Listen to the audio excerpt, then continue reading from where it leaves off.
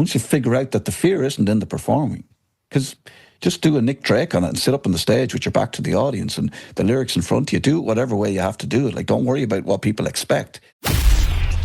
Welcome to That Sound Podcast, the show where music takes center stage. Join your hosts, Gavin Malone and Luke Cassidy. Whether you're here to geek out on music history, gain insights into the industry, or just enjoy some fun and interactive conversations, That Sound Podcast has got you covered for all things music. Strap yourself in and enjoy. Here's Gavin and Luke. And now, a word from our sponsors. We are proud to announce that we have Defy Sports with us again for Season 3. Of course, Defy Sports are an Irish company who design sports merchandise. From your local Gaelic team to your soccer team to your cycling team, they will design everything that you need in your club, from bags to jerseys to shorts to socks. And what else, Luke? Defy also offer merchandise for musicians. They will design merch for any band, singer-songwriter, any society, clubs, whatever you need merchandise for, they can accommodate you. And you can find Defy at defy.ie or on all social media platforms.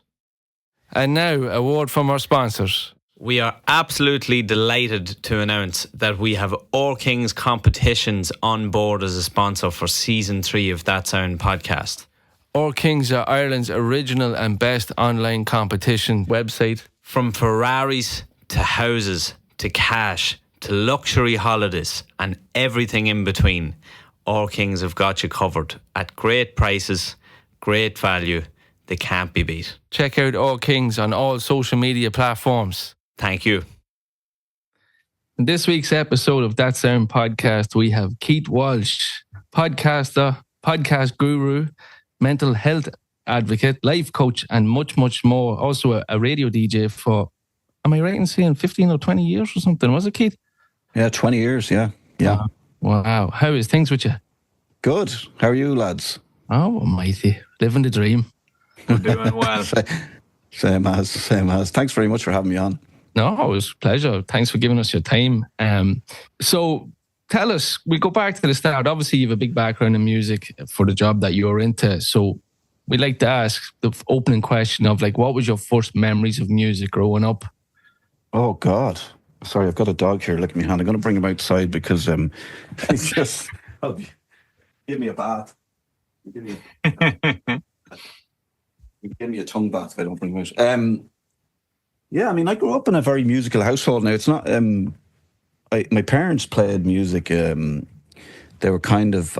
I think they might have done it for the extra money, but like in the 70s, 80s, they played in bars around the Midlands. They played in a sort of a... I think there might have been... I think my uncle was involved. It was a drummer. My dad played guitar. My mum sang, and they played in pubs. If anybody knows the Dog and Duck in I think it's Westmeath, that's outside Athlone. You know, just a few little venues around the place. And so there's always like... I can always remember my dad's plastic bag of sheet music, you know, and I remember being in the bedroom when they were, you know, when he was practicing and stuff. And we always sang as kids, you know, you'd have your song or a few songs, and if you were going on a long journey, you'd sing your song, or you know, you'd do your turn, you know. So, but it was kind of it was country music, I suppose. Like, you know, I've always been a big Hank Williams fan, like, and I've always enjoyed a country twang, Americana kind of stuff, you know. So it was Dolly Parton, and you know, everything from that to Nana Muscori or whatever was knocking around at the time. And yeah, so it was part of life, and my family are still very much involved in music. And we, like, if there's a party, that the instruments come out and people sing a song, and that's kind of just part of life, you know. Did you ever pick up an instrument yourself? Yeah, I've always played the guitar badly, and I've known enough chords to I should be better. I've never really got... I don't think I've ever played Wonderwall for anybody. But yeah, I mean, I've always played, but I never played I suppose guitar is something, Luke, you know, you have to play it every day, or, you know. It's something that you want to keep fresh. Consistency is definitely the key. Yeah, and I go through periods. Like I bought myself a little parlor guitar, a little sort of, not a half size, a 2/3 size guitar, just to kind of just have it handy, try and coax myself into playing it more often. And yeah, I've just started playing it again. I'm just trying to get the welts back in the fingers, and yeah, trying to pick up a few. If I just get the chords going again, get the fingers going again, and you know, I don't think I'm ever going to, set the world on fire with my guitar playing. But I did. Like I played in a band in school, and at one point I went solo. So I wrote songs and did a few gigs on my own. And when I say on my own, it was me. But that, like a few of my friends, like one of them would play drums for me, and the other played bass, and you know, we played a few gigs together. And so I was always interested. And I suppose when I was young, I always thought, I definitely want to be something. And I like singing, you know, and I can sing. So yeah, it's I've done musicals, and you know, so it's a big part of my life, you know. Cool. Who was the idol that you were growing to be, or who was the aspiration to get to? Oh, well, I mean, like, I suppose initially it was Elvis, you know, or then, you know, like, you know, when I was young, that was kind of, I don't know, it was like, I suppose that was the music of my parents, and Elvis was probably the coolest looking dude. And then it was like the likes of Jim Morrison, and then it was obviously Ian Brown, and then, you know, I got a bit older, and then it was the Gallagher brothers. But I loved the Pixies, I loved, you know, Violent Femmes, I loved, I suppose, more alternative. I'm not a music snob, like I like a good song, but everything from, but yeah, my idols were, I suppose, I was probably too old really to have, for Ian Brown to be my idol. I was kind of, you know, it was 89, 1990, and I was kind of a bit older. So, but I think probably Elvis was the first one that I thought, yeah, he's cool. Yeah. There's a nice mix there, isn't there, Luke? Yeah, that's a serious mix you've got going on there, Keith. Out of all of those influences, who ended up getting the dress up on Halloween? The person I dressed up as one year was Adam and the Ants. Adam from Adam and the Ants. I don't know if you remember those guys. And the denim and the jacket. It was the Prince Charming video where I remember I put on my mother's boots, the hair, and he had a stripe. He had a stripe of white makeup across his nose. And I think I borrowed like my mother's jacket and my mother's boots, and you know, basically put on some woman's clothes, a white stripe across my nose, and a beret. I think he might have worn a beret. So that was my impression of Adam from Adam and the Ants. You know, there was I'm around to remember the romantics. It was in my house too. Yeah, Adam Ant, and I remember like the Clash and the Cure and all that kind of British. Well, the Cure were more gothy now, you know. Adam and the Ants was a bit more new romantic kind of, you know. So it was a bit more frilly shirts, and you know, he wasn't as he didn't have the big hair, the sort of the teased out hair and the white makeup, but he was a cool guy, you know. But like I can remember Boy George, and I remember I grew up in the state in Athlone, and you know, we didn't know what gay people were, you know. We didn't know what, and you know, being androgynous meant, and we didn't know that, you know, men could dress up as women. And I remember a pal of mine, you know, we were the most Midlands young lads you'd ever meet, and the pal of mine came around, I think it must have been Christmas Day, and he just got Culture Club's record, and he turned up at my front door, and I remember looking at the cover and going, I have no idea what that is, but it looks pretty cool, you know. Like similar to like David Bowie, kind of going, I have no idea what's going on here, but I like it, you know.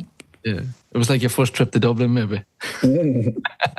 Yeah, you see all the skinheads around the gate of Stephen's Green, and then and you think they're going to like kill you, and then you discover they're the soundest lads in the town, you know. Yeah, it's so funny. Like even like, you know, myself and Luke would well, we love all music, but like so many people would say, like, say if you like some of the harder rock or metal, and they'd be like, they're all crazy, and they're like, no, they're not. They're like completely opposite. It really sound, yeah. Because go ahead, Luke. Some of the most genuine and gentle fans out there, really kind-hearted people. Yeah. And unfortunately for them, they look the scariest, because there was a time in the 80s in Athlone, it was all about status quo, you know, so there was double denim and long hair, and those lads were scary. But like then you discovered they were just, and then when you listen now to status quo, it's just like, you know, it's the poppest rock you could ever hear. And I remember Damon Albarn calling Oasis Quoasis, which I thought was quite clever, you know. So that was the when you look back, it seemed like they were a proper heavy rock band, but you know, then Guns N' Roses came along, and then the grunge stuff, and then you start listening to the real, you know, the death metal, you know, Big Black or Helmet or any of these bands, and you're going, all right, okay. And some of my friends were into like just the, you know, the songs where the singer just yeah. I'm not a fan. That was just made status quo sound like Nana Muscori or, you know, Dana.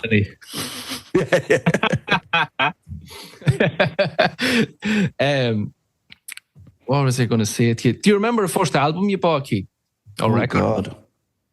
I mean, I think it was probably Erasure. I mean, after all that, but I did go through a period of before indie rock, before Manchester, before like American college radio music sort of reached me.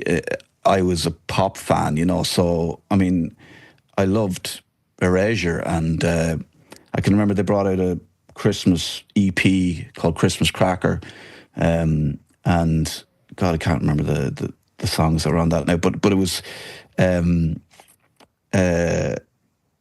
what's the big song that Wheatus did a cover of, Little Respect, Teenage Drop, no, not Teenage Drop, not Wheatus, whatever they've got, but yeah, they did a cover of Respect, wasn't it? Give a little respect to yeah. I mean, that was a big song at the time, and I really liked it. You know, I don't know what my I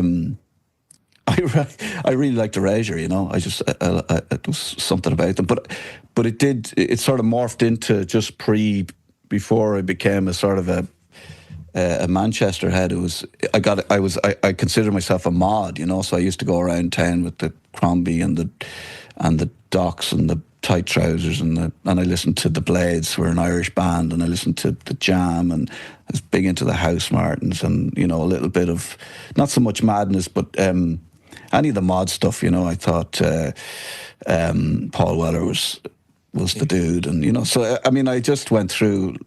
I had a different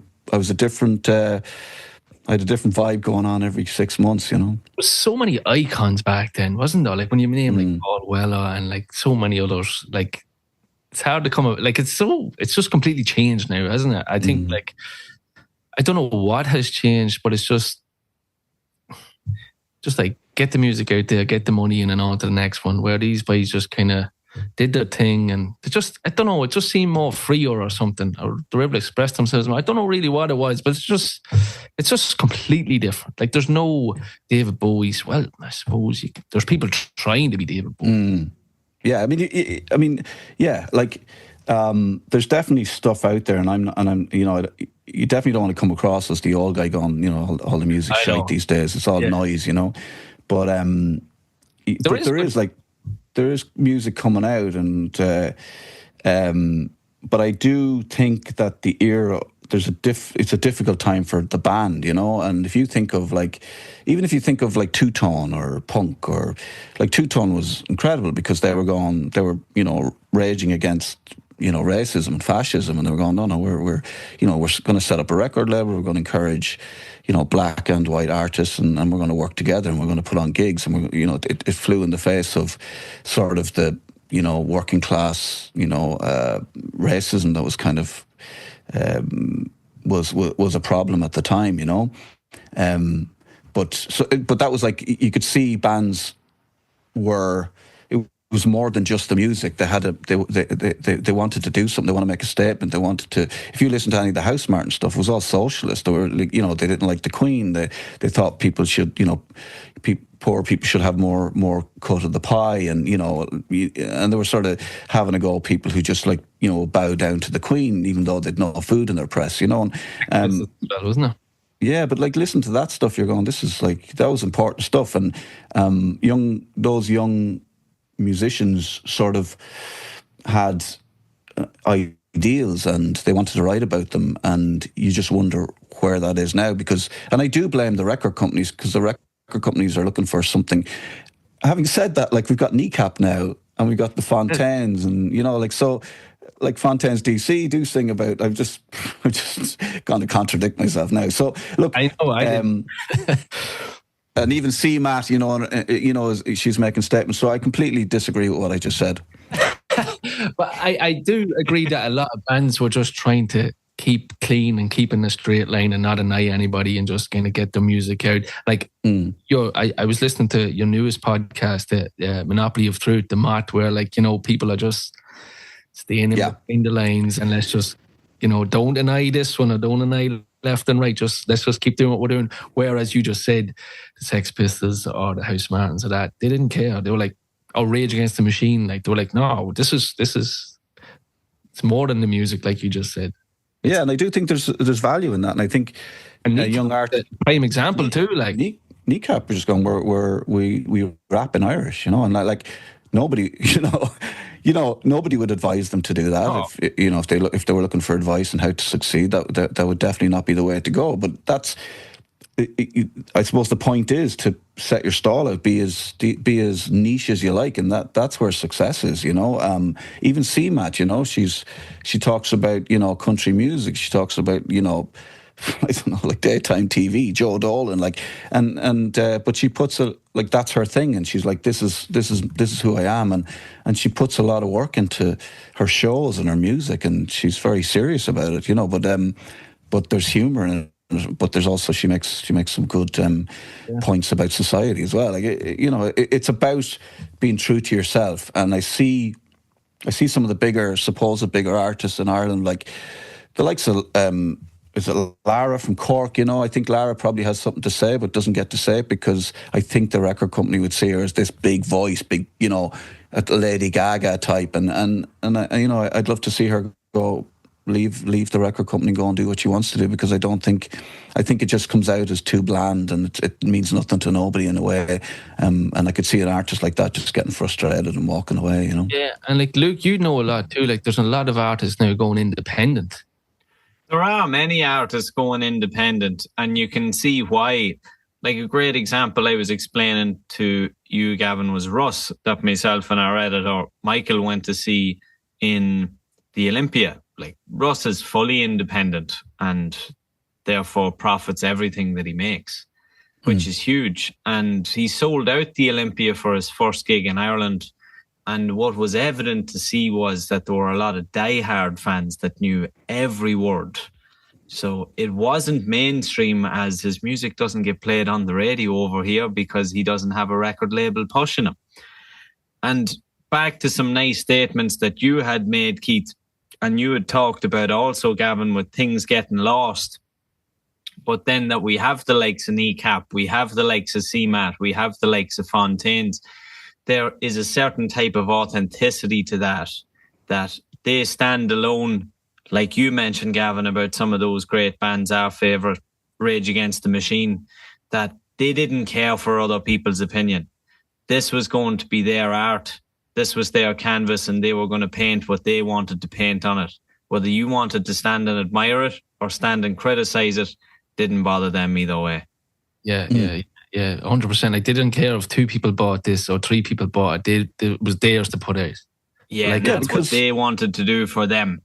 Yeah. Yeah, because success is, people think that you get into a band or become a musician to be famous. Fame is a thing that comes and will just sort of fame just wanders around and it might land on you or it might not, or it might be something, you might be cool for a while, or you might be big, you might just hit a nerve at the right time. If you look at Oasis, and they just like timed it perfectly. You know, they were teed up very well by the Stone Roses. They're like everything. You look at the Smiths and all these bands that came before them, and there was just like the audience just got to a certain age where they were like, yeah, this seems like what I want to listen to, and it was because of everything that was done before.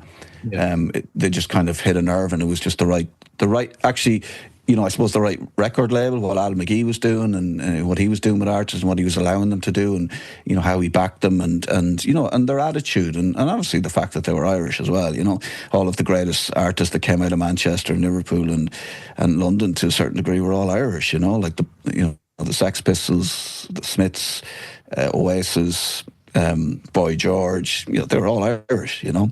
The Beatles, you know, it's like disaffected youth don't know where they belong, living in the country, and they feel uncomfortable, and they want to, you know, they feel different, so you know they don't mind standing out, and they're the ones that have made the best music down through the years, you know. Yeah, 100%. Do you remember your first gig? I mean, it was probably, apart from going to see my parents, like it was probably something like the Waterboys when the Hall of the Moon was big, and they played in the Point, which is now called the something sold out mobile phone company place, and it's a terrible venue. And why it's like the elephant in the room. Nobody is ever going to say it's an absolutely terrible place to go see a gig, you know. Whereas we had the SFX, you know, or you'd go to see. I wish I got to go to that. Yeah, or the National Stadium. I remember going to see like the Ambassador. The Ambassador, yeah. I remember going to see Primal Scream and Saint Etienne in the National Stadium, and it was just absolutely like amazing because it was sweaty. It was good sound. But I went to see the Waterboys, the Hall of the Moon, and there was a bunch of us kind of like just decided to get tickets and go along. It was kind of like a teenage kind of. It was our first time to get a minibus and head up to Dublin and go to a gig. And yeah, it was okay. I don't remember much of it, you know. As in, like it didn't make a lasting impression on me, you know. Whereas going to see Primal Scream in the National Stadium was a different gravy, you know. Mm. Do you remember the last concert you went to? You bought a ticket for, would say, or whatever. Well, I went to see Pavement in a place on Thomas Street. What's it called? The it's on the tip of my tongue. The place on Thomas Street. Is that in Thomastown House? No, it's a really famous venue.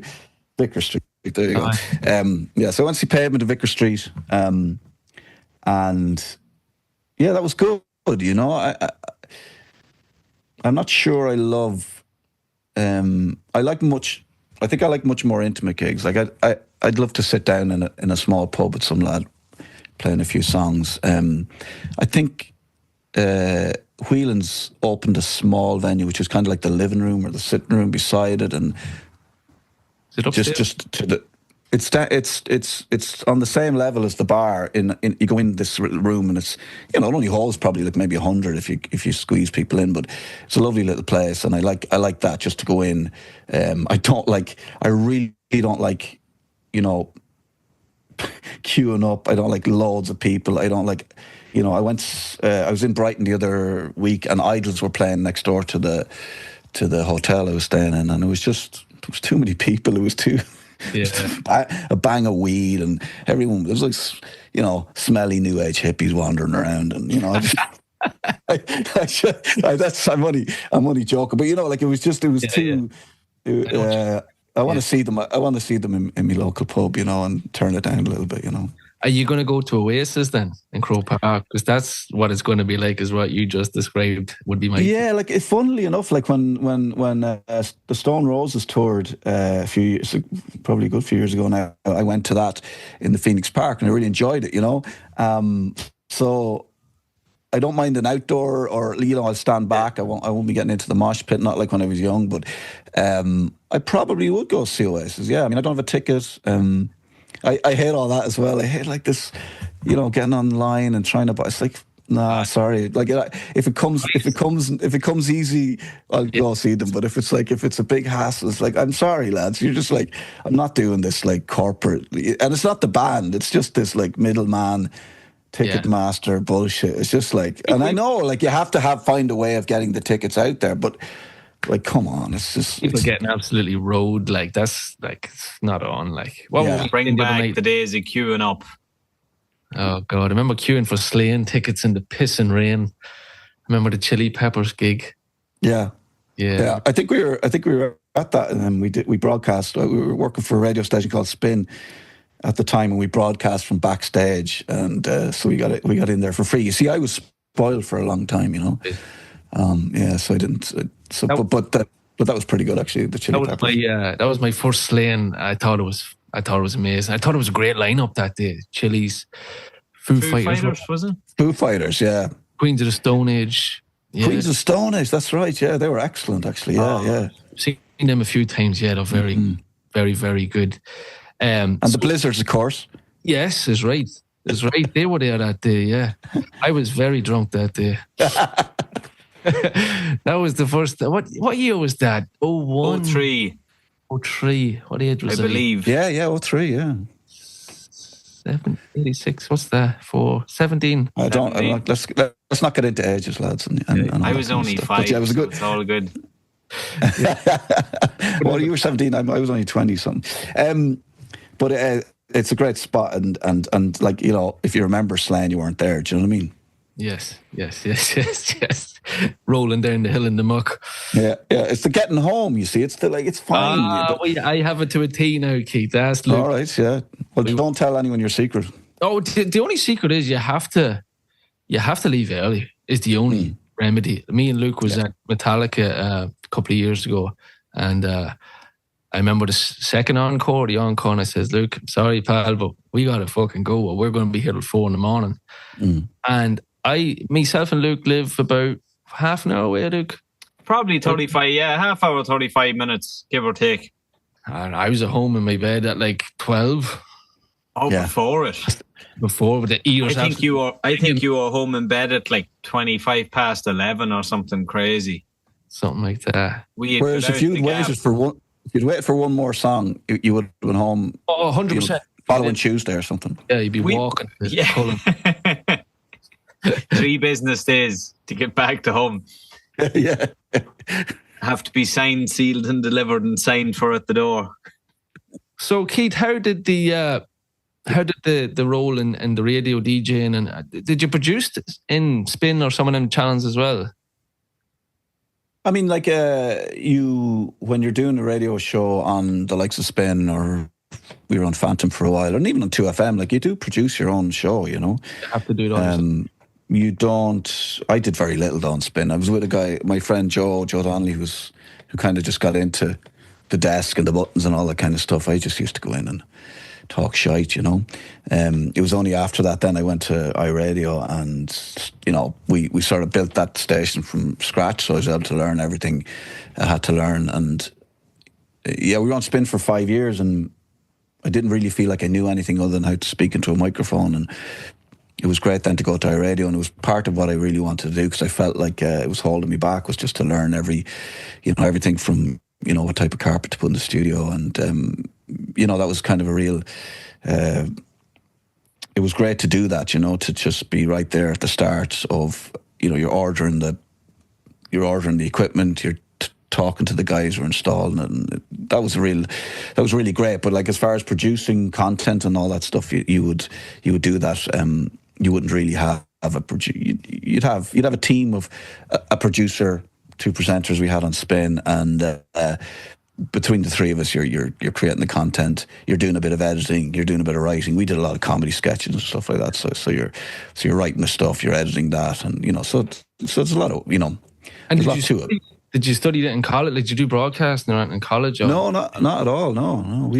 I studied acting, and then my pal Joe, he did an arts degree or something, but then ended up doing a film studies, like a master's.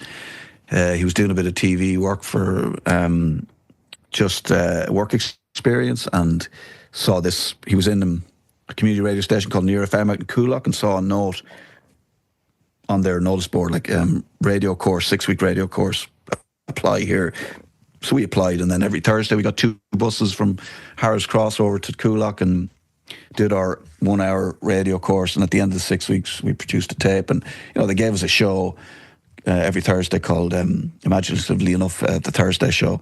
But we had been writing comedy sketches based on what we were consuming. Like so this is before, like, we'd have been making reels and TikToks, or that's where we will be doing now. But back then, you were trying to find a platform. You had to either make it, you had to either film it, or try and get a TV show, or I suppose do it on stage as a comedy act.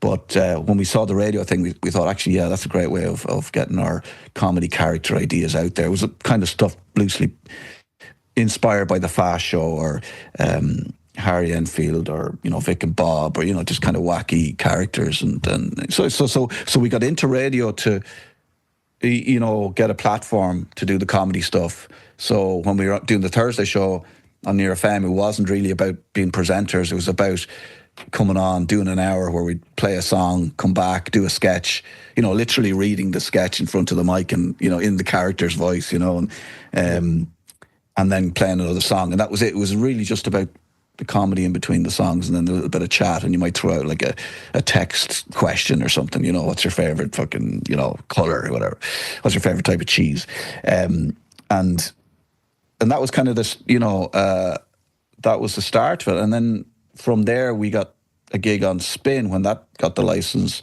and again we had a show called Tea Time Express on a tea time on a Saturday, and it was comedy characters, comedy sketches, and then music in between. Some consultant guy came in from Australia, was listening to the radio station. He said, you need to put those guys on the breakfast show, we didn't really. So it was we had to learn how to be presenters then, kind of, properly, to back announce things, talk about, the news coming up, and,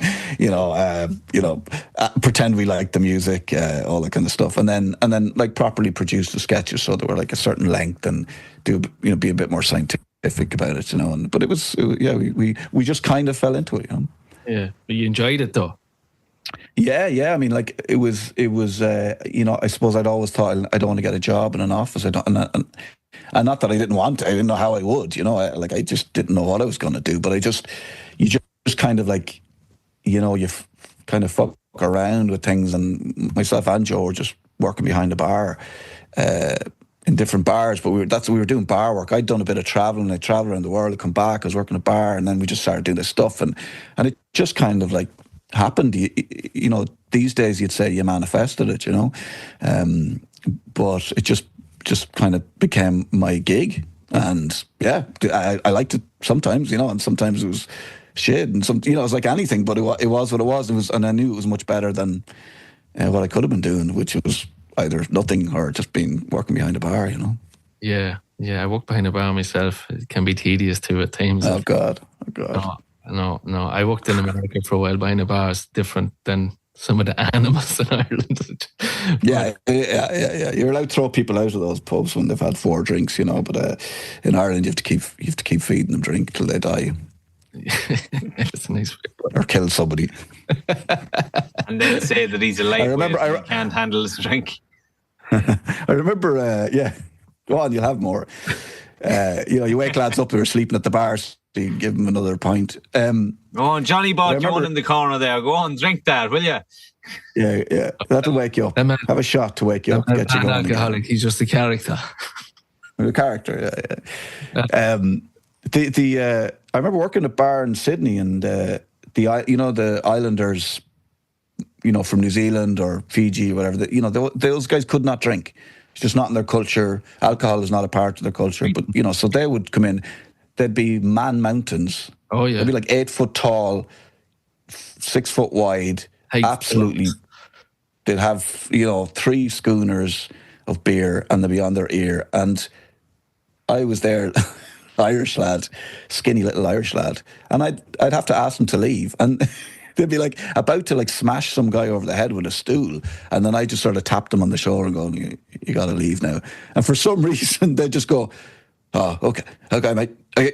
And they just like suddenly sober up and just walk, like you could, for some reason the authority of the Yeah. the T-shirt with the barman, they'd listen to you like they're about to kill somebody, and then they're like, "Oh, sorry, mate, and then they're like, "You're gone, sorry, you can come back in tomorrow once you've sobered up, you're grand." Just Imagine crazy. in a Athlone or somewhere in a local. Well, could you imagine? Yeah. I mean, you're literally like escorting John Alamu off the premises, who could snap you in half. Your podcasting course is going well too, Keith. Yeah, I mean, it's kind of handy, I suppose. I enjoy it. I enjoy helping people who want to make a podcast. I like to show them how easy it is, and so it's everything from, the first class is like, what do you want to do? What's your podcast called? Let's write the intro. Let's record the intro. By the second class, you're editing your intro. It's like, let's just do it. There's no time for, oh, I can't do this. Oh my God, I don't like the sound of my own voice. There's none of that. It's like it's breakneck speed, so you don't have time to feel embarrassed or say you can't do it. And it's just like, no, these are the steps you take. Let's think about it practically. Let's forget about everybody else. Let's forget about what people will think of your voice. Let's forget about what the world will think of you. And who do you think you are having a podcast? Because that all exists for everybody. The imposter syndrome, all that kind of stuff. It's not about that. It's just like it's just practical stuff. We're making a podcast, like you might teach somebody how to, bricklay or any of those things. It's a process, and so I try and take the fear out of it. I try and take the mystique out of it. Nobody needs to buy expensive microphones. Nobody, we can record a podcast using your headphones and your phone, and we can edit it and we can put it out. We can have that done. And by 4 weeks, you can have an episode of your podcast up and out if you do the all the bits along the way. And that's it. I just want to. It's just like I see people get a lot from it, and they're you can see them kind of, oh God, this is a lot easier. I talked about this for 3 years, and now I'm like 4 weeks later, I've got a podcast. So I enjoy it, and I don't know that it's going well in that, like, I'm making millions and I'll be able to retire as a podcast guy, but I just like that. It's me and a few people on the Zoom call, and we're just. I'm just telling them, how to be themselves and how to talk in their own voices, and how to be authentic, and all the stuff that will make a good podcast. That they thought it was going to be something else that they'd have to be able to do, like they'd have to be able to speak like Pat Kenny, or it's none of that stuff at all. So it's just to break it down, take out the mystique, and get them going. Yes. We're still learning ourselves, aren't we? Like, we're getting there. Oh yeah, every day is a school day. Yes, sir. But you're doing it the right way. You're there as yourselves, and it'll grow. It's growing organically. You're not. You didn't start somewhere. You didn't start in the wrong place and then try and then get bored of it. And people start as a character, as a personality. They're the podcaster and they speak like this, and it just gets tiresome for themselves more than anything else. And if it's not working, because I mean, the thing about it is authenticity is the highest frequency. And if you're not being authentic, nobody will listen. They'll give it one listen, and then they won't listen again and they won't know why they won't listen again. But it's because you're not being authentic, and they get that, and they feel it, and they're like, I don't like that guy. I don't know why. Well, all the bits are there. It seems like it's a good podcast. It's a nice idea. It's well produced, but I'll never listen to that. It's just something about it I don't like. And that comes down to being yourself and being authentic. 100%. Yeah, there's one thing we're strong on. It's just to be ourselves, and don't pretend to be someone that you're not. Because, like you said, no one's going to, and they're going to figure. But obviously, you guys don't really talk like that. You've got. Oh yeah, we're from South Dublin. yeah. The big cultures. On That Sound podcast with Gavin Malone. You're like Kneecap, who they studied acting for a year to play themselves. Yeah. You had to learn to be cultures.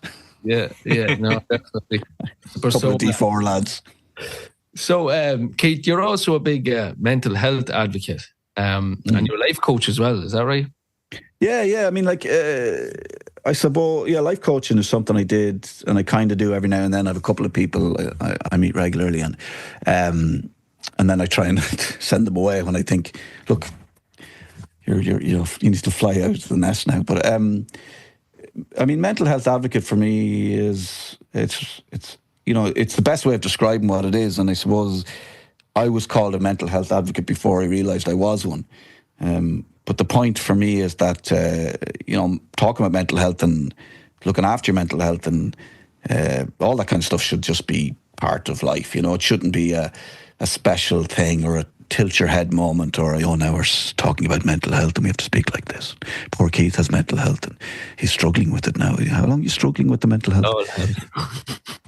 Well, I can remember somebody said to me, fair play to you for speaking out. My brother has mental health. And I'm like, okay. Like, so do you? It's like, mental illness, that's a whole other thing. But,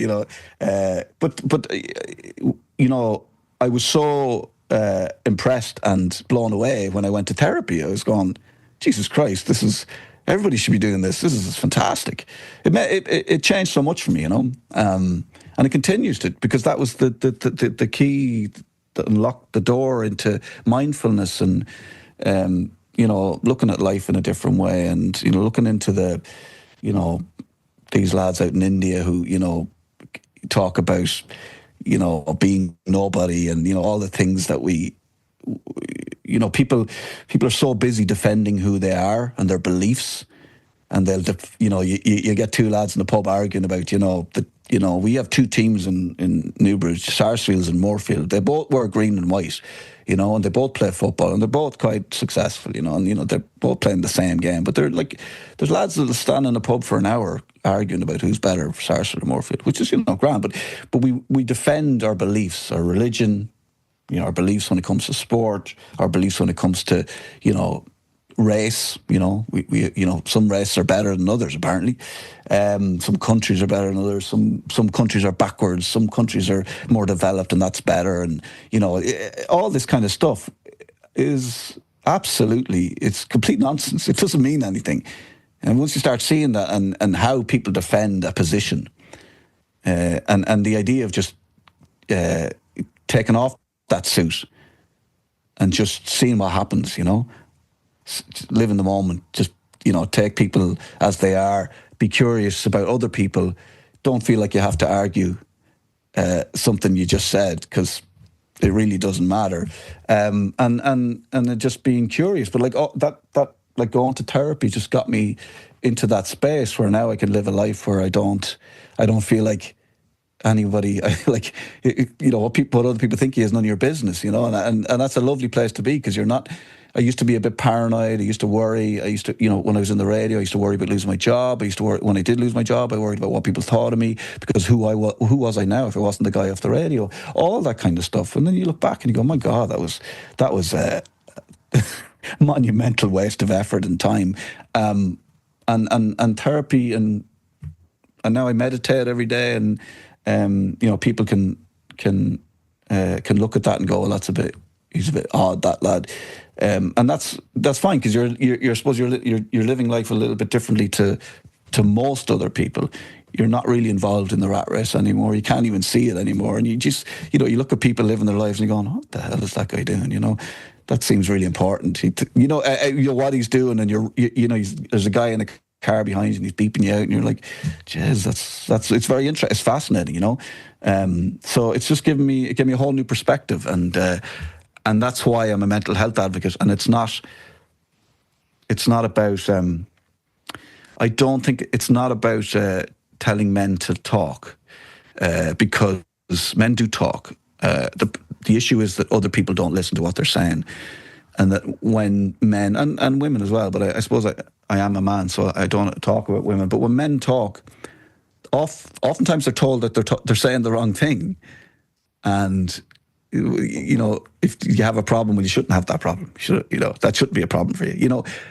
Yeah. So if somebody has an issue and they want to talk about it, you just need to listen to it, and listen without prejudice and listen without judgment.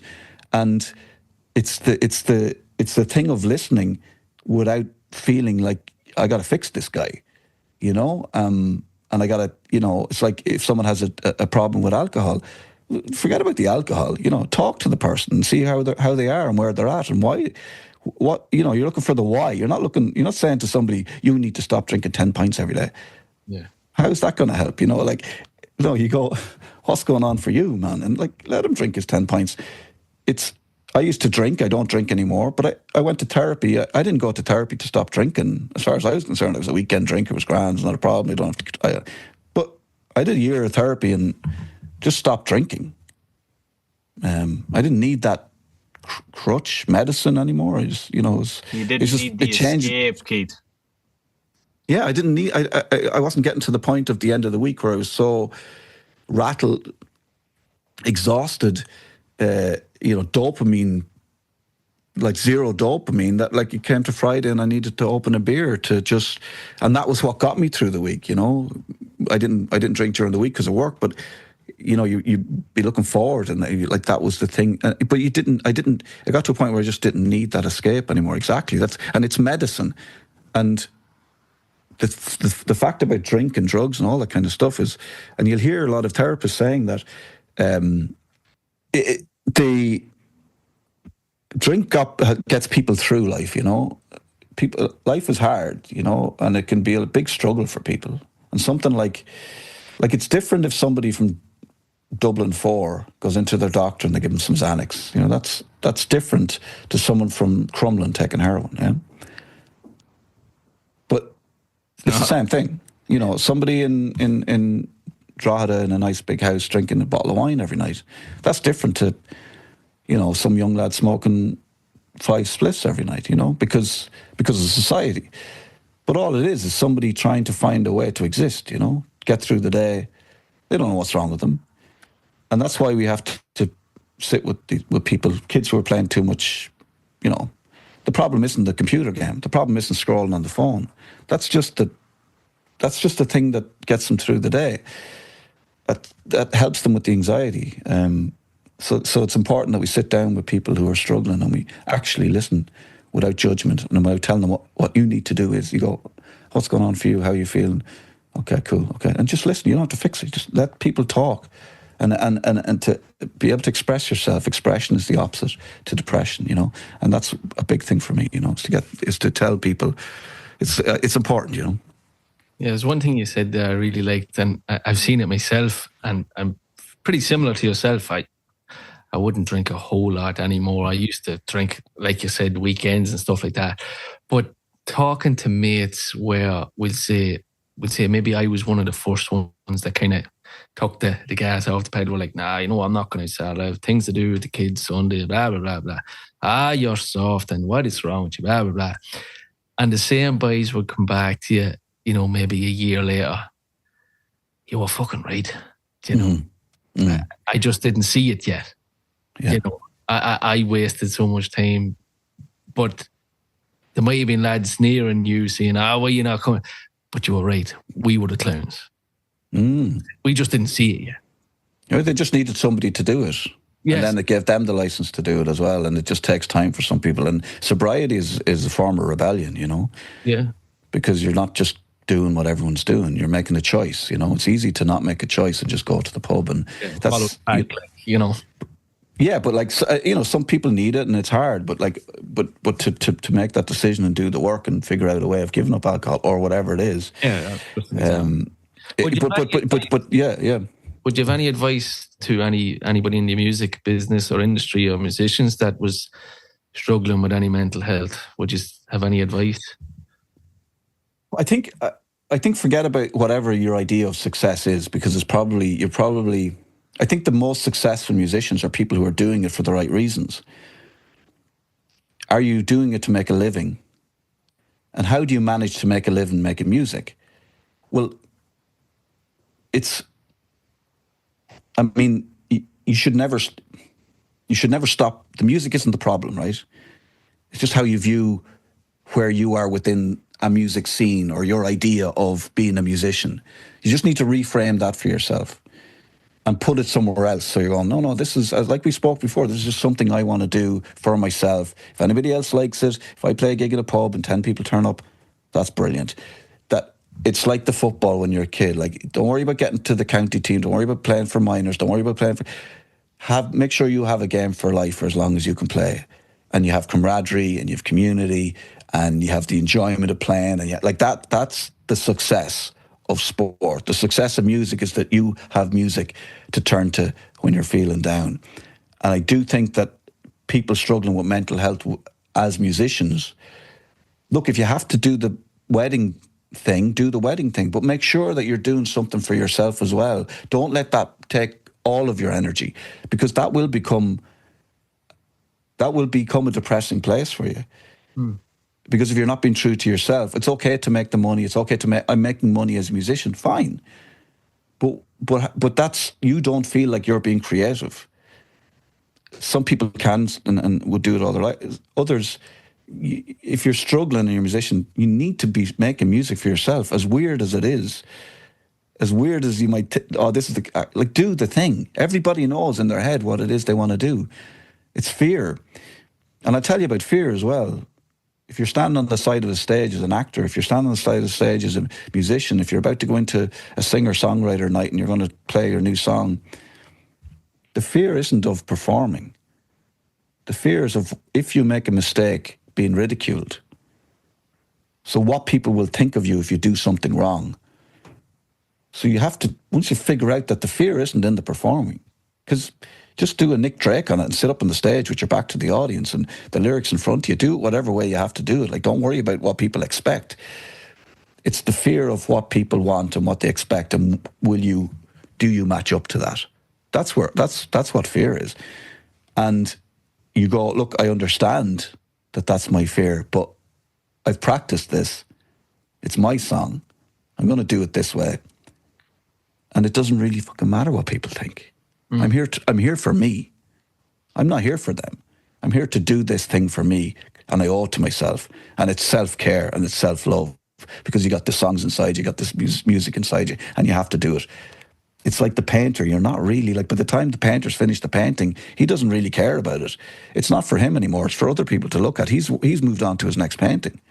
So it's about reframing what art is and what you're doing and what creating stuff is and who you're doing it for. You're doing it for yourself. You're doing it for yourself. You've got an itch and you need to scratch it.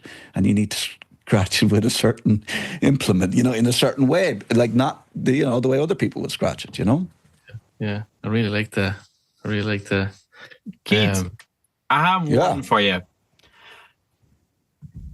In regards to speaking about that, is there anything that you could advise to artists that might feel they are stuck with self-acceptance? How can they overcome needing that external validation to be successful or to be good, and to work on that self-acceptance? And figuring out who you're doing it for, kind of thing. Yeah, outside of, say, doing the thing, like you said, is there another approach to it, or is there another focal point? Yeah, you need to learn to. Okay, so when you're young, I was going to get into this now. Like, as kids, we're domesticated, right? So you do this thing, someone says stop doing that. You do that other thing, someone says that's bad. You do this other thing. So people are constantly molding you. The teacher's saying stop talking. The parents are going, stop wearing those clothes. You look scruffy. Cut your hair. Stop. Don't use that bad language. So you're constantly being told. Mostly, you're being told the bad things that you're doing, right? So you get to a point in your life where you kind of feel like a bad person. You kind of feel like you're a bit shit. And for a lot of people, they do a lot of masking where they go, Jesus, if people really knew what I was like, that I'm not actually, I'm just here being, but they knew the fucking shit I did and the things I think about and, the way my brain works, they'd fucking, run a mile. And that is a problem for a lot of people, because they can never fully express themselves, be authentic with their, with their own friends, with someone they've just married, they want to spend the rest of their lives with their kids, because they still have to keep up this pretense of being the thing that they thought they were being told to be by other people. So you have to forget all that. You're not a bad person, and unfortunately, the authorities, the figure of authorities, will tell you you're lazy. Well, no, Johnny just did something. It was a behaviour. It's not you. It's something you did. Maybe you might say, I didn't like that behaviour. I don't like that I did that. That's a behaviour. It's not that I'm a fucking idiot. No, you're not an idiot. You did something that you probably wouldn't do again. But it's just a behaviour that you did once, maybe twice, and that's not you. So one of the things is to recognise that you're not a bad person, And the people have told you to do this and do it and be different to who you are your whole life. So you have to get back to who you were and what it is you wanted to do and who it is you wanted to be and who it is you were. And you need to, and that's where we have to stop people pleasing. You know, saying the right thing, doing the right thing, taking the right path to please other people. Because if you think about the things you do and why you do them, you're doing it to be accepted by this person, that person, the other person. This is the right way to do it. Now, you know, I wouldn't do it, but sure, look, isn't that's life, and you have to, you know, you have to buy the house and get the mortgage and do the thing, you know, which is all very well, but you need to find a way of doing that as yourself and trusting and backing yourself and going, this isn't working for me. So I've listened to everybody. I've taken all the advice on board, and I've tried to do it everyone else's way. Now I'm going to lose friends. People aren't going to like me, but I'm going to do it my way, and I'm going to be happier. You might feel like you'll be lonely because you'll have no friends and your family won't talk to you. The people who leave your life at that point, they were probably a big problem for you anyway. So you have to be strong. You have to back yourself. You have to do the thing, and it's there in you. You have to take a chance on yourself, and you have to... Like, it's that little boy or the little girl inside you. You have to go, listen, I'm going to fucking do the right thing by you now. We're going to do this thing, and we're going to do it our way. And if people don't agree, that's fine. We're not here to do it for other people. We're here to do it for ourselves. And I'm saying all this, and it seems like a lot and whatever, but to explore that maybe with a therapist, like spend the money and the time on yourself. Yes, therapy's expensive. It can be. If it's 50 quid a week or 50 quid every 2 weeks, that's expensive. But think about the money you're spending to make yourself feel okay, to carry on, pretending to not do the thing you really want to do. Do you know what I'm saying? So you're self-soothing all the time with the things you're buying to make it okay to exist as you are. But go back a step. Go to therapy. Spend the money on that. And start from scratch again, and then slowly but surely you'll get to the point where you go, actually, I don't need these people, I don't need that person, I don't need this, I don't need that. This is all material. But this is what I want, and this is what I need.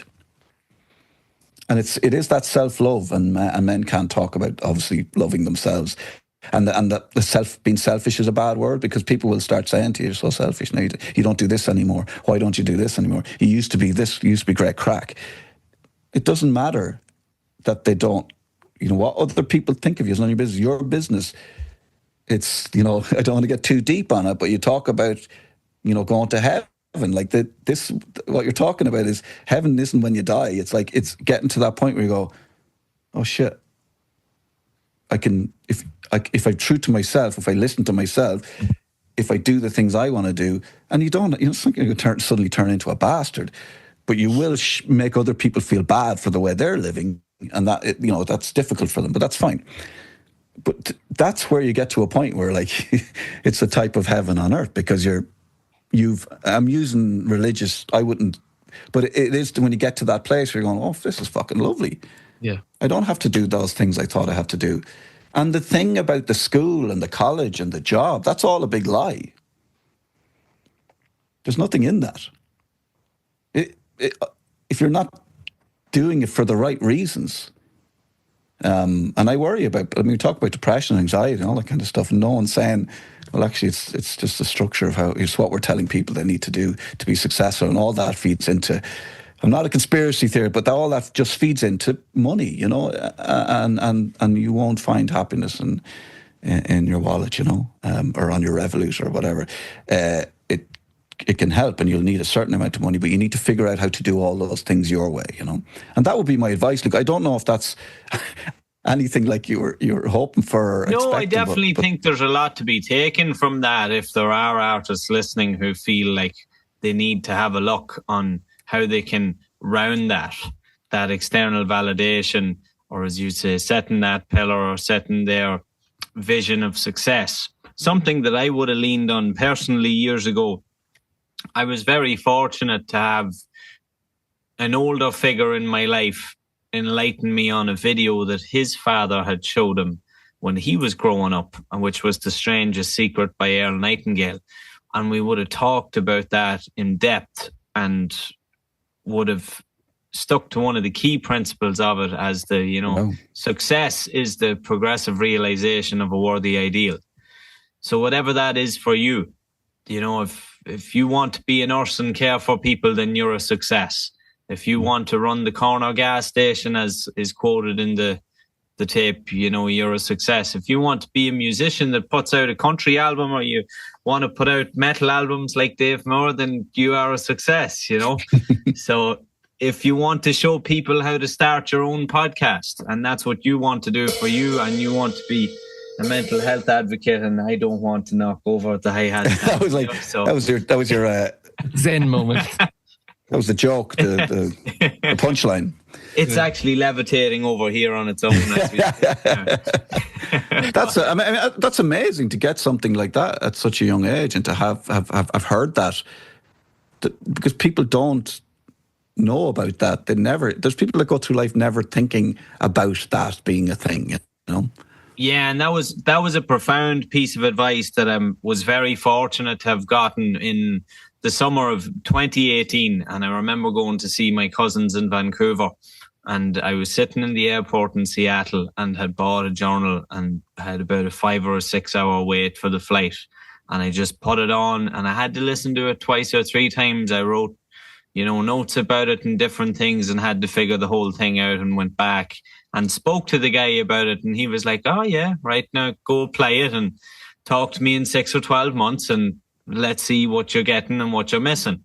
And what was lovely about that was 3 or 4 years later to talk to him about it was, hey, you know what, maybe go listen to it again and have a wee bit of a look from a different perspective and see what you find. And that always has to be done as well. Every now and then you check in and you go, hang on, I just need to recheck this. But there's loads in that. And there's things that I think about is like perfection. It will kill your creativity. So with the podcasting, I'm going to wait till I have the right mic. I'm going to wait till, I have the right person to make the podcast. I'm going to wait till the idea is brilliant. I wait till my voice is better. I wait till I'm a bit older. I wait till I have enough money. I wait till the job is a bit quieter. You're waiting for the perfection will kill your creativity every time. Do the thing as bad as it is. It'll get better. When you make pancakes, the first one's always shit. And you throw it in the bin, right? There's pancake rule, right? Just fucking do it. The first one's going to be shit. It's okay. Make the next one be better. Next one will be a bit better. I have a story I've told before. Sorry to cut you, about my granny is 84 years of age. God love her. She's in the best of her health, and she loves to bake brown bread. Some of our listeners will know this before. The family yearned for the recipe, and although it's the same recipe that she gives to everyone, people are amazed on their first go that it doesn't taste like Granny's brown bread. But she's been baking brown bread since she reckons 6, 7, 8 years of age. So how are you going to compete with 75 years worth of experience in your first go? Yes, because she made the first loaf. She tasted it herself. Then she made the next one. And as she went along, she did slightly different things every time, and she made a little bit better, a little bit better. It's not about turning up and being much better than you were the day before. It's about percentages, about a little bit better, a little bit better. But you have to start being shit. And I should know because I started on the radio in front of the country being shit. But it is that. It's perfection. Don't wait for everything to be right. Vulnerability. Tell people when you don't know what you're doing and you need help. Collaborate, work with other people, go to people that you think do something that you like and ask them about it. Work with people that you look up to, work with people like, Luke, and he seems to have his shit together. I wonder, would he be able to tell me something about, what I'm doing in my career? I'm going to ask him some advice. So don't be afraid to not know what you're doing, because nobody knows what they're fucking doing. Do you know what I mean? That's the truth. But it's the people who admit that they don't know what they're doing are okay with it. It's the pretense. Yes.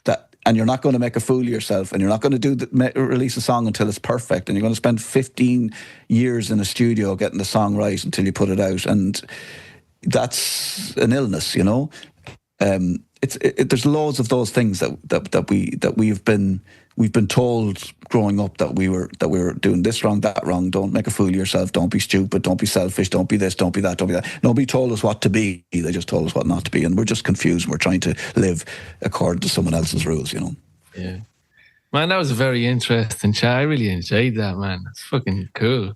When were we talking about the music? Brilliant. We talked about everything. Man. It was really, it was cool. It was different. I really enjoyed it. I don't know about you, Luke. I really did anyway, and I learned a lot myself. Like a fucking therapy session. Some great pointers there for anyone out there that is looking where to start or is feeling in any way confused about their art or that it's not hitting the way that it should be right now. Yeah, big time. Really great advice there. And the thing about, you mentioned Rage Against the Machine, if you're blaming this company and the record company and the thing label and the guy who owns the venue and the thing and the thing, everything comes back to yourself. Everything, always. Like we start off having a conversation about music. It'll still come back to us having a philosophical conversation about loving yourself. Doesn't matter what you talk about. That's where you should end up. Keith, where can people find you? I'm in hiding. I live in a shed. They won't be able to find me. I'm on Instagram. I'm on Instagram. They could watch Moth actually. Yes, your new podcast. Monopoly of Truth on Instagram or Moth on X, and it's just a sort of it's an open space. Somebody has right-wing views, someone has left-wing views. We don't judge. We just let them have the platform, and also we try and take down bad people as well by revealing their wrongdoings, and we get the odd solicitors letter. But it's good fun, I listened to the first two episodes. We're not afraid. I have a guest suggestion. Yeah. Oh yeah. Alex Jones, please. Man, if you said that to me like a couple of years ago, I said, there's no way I'd ever sit, be in the same country as Alex Jones. And now I'm like, because you put yourself in a space where you only listen and hear from the people that you agree with. And it's not that I'm ever going to get anything from Alex Jones that makes me think, oh, actually, yeah. But if you only operate in spaces with people that you agree with, you'll definitely learn nothing about yourself or about the world, So it's just to open that up and not to be cancelling people, allow people to express what their thoughts, and maybe they might learn something from what you've got to say. But the idea is not to shut things down, not to shut people down, because you never get anywhere by shutting people down, not listening. Listening, that's the key. Listening exactly. is key. Yeah, man. And listening to music, Yes, bring it on. All you need is love, guys. All you need is love. They tried telling us years ago. Yeah. Again, thanks a million for giving us your time, Keith. We really appreciate it. And you never know, we might get a chat again sometime. Give me a shout. Yeah, I'm just sitting here with this mic ready to go. Good stuff. A moment's notice. Good stuff. All right, man. We leave it at that. Cheers, Keith, Gavin. thank you very Luke. much. Legend. Best of luck with the podcast. I enjoyed it. Thanks very much.